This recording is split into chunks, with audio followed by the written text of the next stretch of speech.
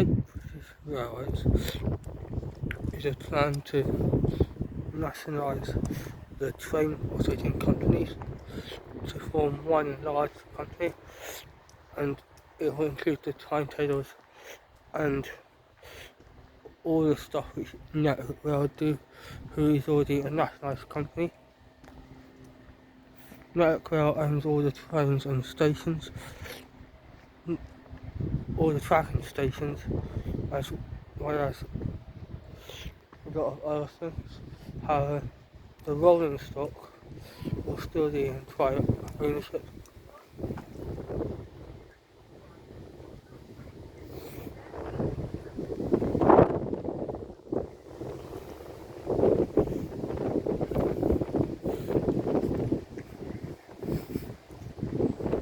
Great British Railways should hopefully improve services